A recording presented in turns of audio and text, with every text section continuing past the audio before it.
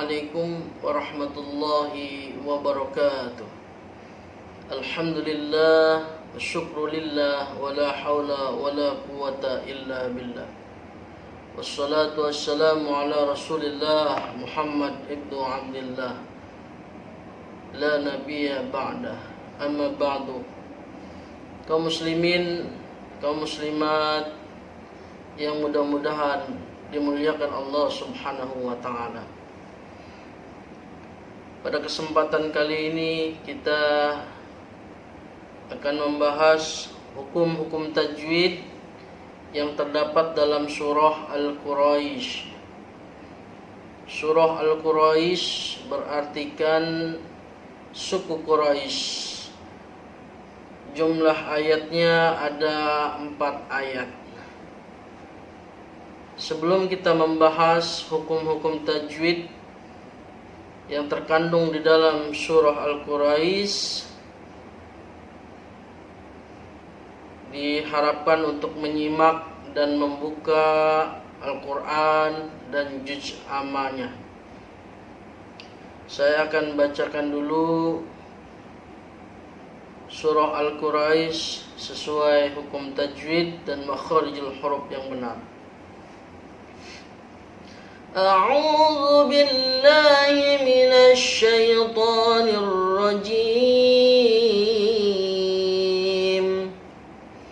Bismillahirrahmanirrahim. Li'ilafi Quraisy ilafihim rihlatash shitaa'i was-sayf falyabudu rabb hadzal bait allazi at'amahum min ju'in wa amanahum min khauf. Baik, kita bahas hukum-hukum tajwid yang terdapat dalam surah Al-Quraisy ayat 1 sampai ayat 4. Di ayat pertama kita menemukan mad tabi'i, li'i mad tabi'i panjang 2 harakat, la sama itu juga mad tabi'i, jadi dua-duanya panjang 2 harakat. Li'ilafi, jangan li'ilafi, i-nya juga ada panjang 2 harakat mad tabi'i. Li'ilafi Quraisy, Quraisy ada mad tabi'i di akhir kalimat, namanya mad arid lis-sukun. Panjangnya boleh 2, boleh 4, dan boleh 6 harakat. Kemudian ayat selanjutnya, ilafihim rihlatash shitaa'i was-sayf. I panjang 2 harakat mad tabi'i, la sama mad tabi'i juga 2 harakat. Fihim ri mim sukun ketemu ro dibaca jelas, disebut ijhar safawi. Ijhar artinya jelas, safawi artinya bibir. Jadi ketika membaca him, bibir kita tertutup supaya tidak ada dengung. Ilafihim itu namanya ijhar safawi. Rihlatash shita, ada alif lam tidak jelas. Rihlatash, ada alif lam, rihlatash tidak dibaca rihlatal. Itu namanya alif lam syamsiyah. Kemudian kita menemukan ada hukum tajwid yang lebih dari 2 harakat. Shita, shita'i mad tabi'i ta, kemudian di depan huruf ta ada hamzah. Dan di sini dikatakan satu kalimat, berarti disebut Mad wajib muttasil.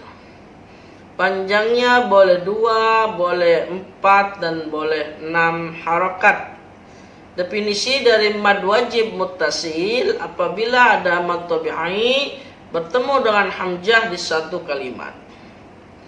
Kemudian wasso ada alif lam tidak jelas disebut alif lam samsiah. Wassaif mad tabi'i atau mad lain di akhir kalimat disebut mad arid lisukun. Panjangnya 2 atau 4 atau 6 harokat. Kemudian hukum tajwid yang terdapat dalam surah Al-Ma'un ayat ketiga. Budu ada waw sukun diawali dengan huruf berharokat dhammah, itu namanya mad tabi'i 2 harokat. Rabbaha sama 2 harokat. Rabbahadzal alif lam jelas, alif lam qamariyah. Zal bait mad tabi'i dari kalimat mad arid lisukun. Kemudian selanjutnya ayat terakhir, ayat keempat, allazi. Nah, di sini ada mad tabi'i ketemu hamzah atau alif di 2 kalimat. Kalau yang tadi syita itu 1 kalimat, di sini allazi alta itu 2 kalimat. Disebut mad jaiz munfasil. Mad artinya panjang, jaiz boleh munfasil terpisah. Jadi definisi dari mad jaiz munfasil apabila ada mad tabi'i bertemu dengan hamzah 2 kalimat. Panjangnya dia khusus 5 harokat atau 2,5 alif. Allazi atta. Ada pantulan situ, ada huruf ta, disebut qalqalah sughra karena posisinya ada di tengah-tengah kalimat. At-ta'amahum mim ketemu dengan huruf mim, itu namanya idgham mimi. Disebut hukum tajwidnya adalah idgham mimi karena mim sukun bertemu dengan huruf mim. Maka bacaannya adalah ditahan 2-3 harokat seperti gunnah. At-ta'amahum. Nah, selanjutnya min nun ketemu jim. Huruf jim. Huruf jim termasuk huruf ikhfa hakiki dan dibacanya harus samar.